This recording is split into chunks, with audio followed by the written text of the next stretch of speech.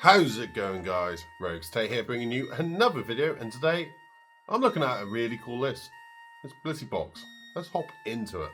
So, this Blissey, if you don't know, has 300 HP. It does 180 damage for 3 colorless energy, and then you can draw up to 6 cards into your hand. But the reason we do have it is for the ability Happy Switch. Happy Switch during one of your turns, you can move 1 basic energy from any Pokemon to anywhere you like. So we have that going. I've got the lucky bonus Chansey, so we can hopefully take some extra prizes, because if we take this and we decide to put it to our bench, we flip a coin, and if heads, we get to take another prize. So we're actually able to sort of chain these together, because it does like stack into order. What's really cool. I've also thrown the Teal Mask Ogerpon into this just as the draw engine for the Teal dance, so we can attach a grass, draw a card. What's really nice. Munkidori to move some of that pesky damage around, because Blissey is a big girl, so she can really take all that damage. We're throwing the Budew in just to really help out, and the Cornerstone Ogerpon. God, I am not awake yet. To deal with walls and basically to shred through what we can. We also have the Mew in here to do that as well. I've also gone for a Clefairy EX just to help out our Dragapult matchup. And something spicy what I didn't realise is Clefairy pairs really well with Mew. So you can use Mew's genome hacking to hit into Dragapult. So we can hit the Dragapult for knockout and then still place 6 damage counters around. So we can take 3 prizes if they have, for instance, the Budew on the bench or something that's 60 HP or less. So yeah, there's multiple ways we can take really quite aggressive turns with this deck. The trainer lineup is pretty much how you would expect in this current format of a lot of research, boss, Ionos, 1 Turo, you know, run-of-the-mill sort of stuff, what we'd expect. Energy count, I could put a Crispin in this list, but I don't feel like it's needed. We do run 2 Dark, 5 Grass, 2 Psychic, 2 Fighting, just to cover the spread of everything we need.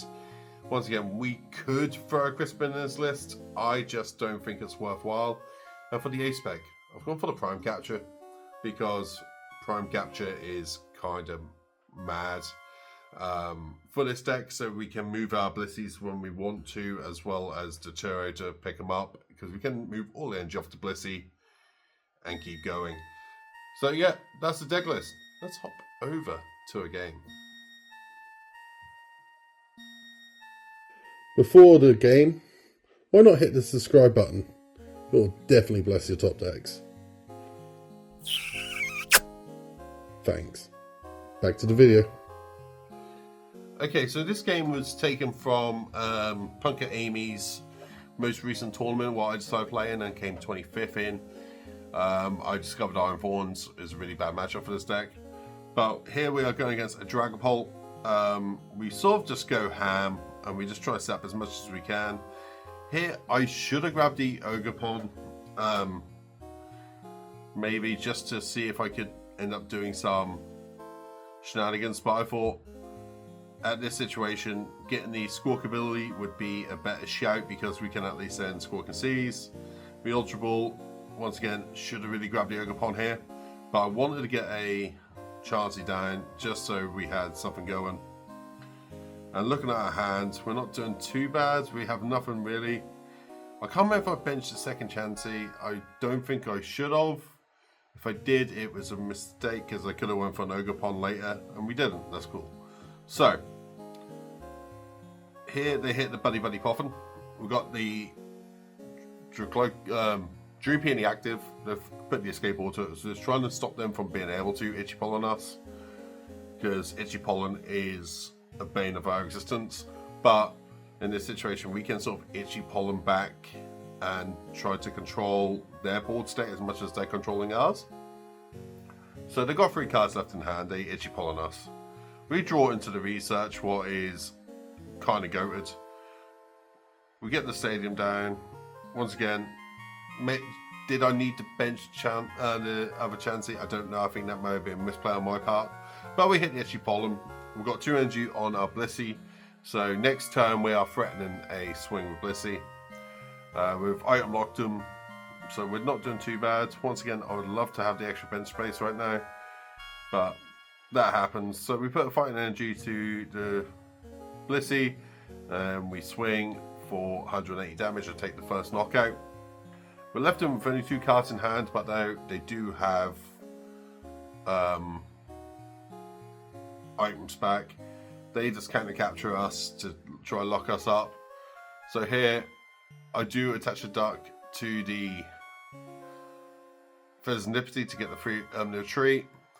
We have the Blissey for the swing and knockout, so we are currently 2 prizes ahead. As you can see, this deck, with its ability just to move energy around and the big HP, you sort of have multiple turns where you're able to do what you want. I was fearing this Duskull, so when they promoted it, it did really help me out, because I was thinking, crap, if they're able to get the Curse Blast off of Dust Noir, they are going to one-shot my Blisseys. What we don't really want, we want them to stay around for at least a couple of attacks. They boss up my other Blissey was a great shout, but we do have 2 happy switches on board and an energy in hand, so that literally just translates to, okay, cool, let's move the energies over. Was another benefit of this deck where you're not really worried about what gets bossed into the active, because you can always move an energy over. So it's sort of a very easy counter to boss stall. Was quite nice. So from there, they now start using their Dracloaks to get drawing. There's the Dragapult. They get the Fez down, and they Iono us. Now, the Iono here wasn't too bad, because we do have Mew, we have ways of getting out of it, and if they did decide to swing, you know, we do have routes to get out of this situation. But from here, I wasn't really gonna mind if my Blissey went down, but we did hit the stadium where we can start letting them get some damage by attaching energy. So they swing 70 from the Jet Headbucks. I believe they must have missed their... So not playing the Terra Crystal. So we Mew here to draw 1 extra. Just get a bit further into the deck. Once again, we're not doing too bad. So it's more just a case of let's spin off a few cards and thin out the deck a little bit. We do have... So I see the Mew play now, because we can poke here and chill. I should have moved the other energy over maybe, but I didn't want them to see the play I saw, if that makes any sense. I'm trying to mask what I'm doing. So the Night Stretcher to go grab a Psychic back, and I do believe they evolve this Dracloak here. Yeah, there's the Dracloak. We got the Dust Noir, so I weren't too sure what their plan was. But if they pop the Dust Noir, then we're able to go with the Clefairy. So we did have like a lot of answers to the situation. I did generally think they were going to pop the Dusk here, but they didn't. But I knew they had to take a knockout, so they were definitely going to target the Budew. They took a prize. That just opens up our play here.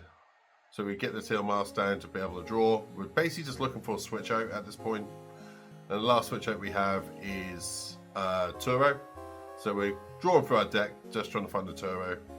We find an S-Ball, just keep filling as much as we can. We'll grab the Munkidori just in case we don't have the option to win here. There's the Turo. So from here it's a case of we go Clefairy, happy switch the energy off the active to there, happy switch from here to the Mew again, Turo up, and then we can swing with Phantom Dive using the Mew to KO the Clefairy. Using the Clefairy's ability, we can KO everything.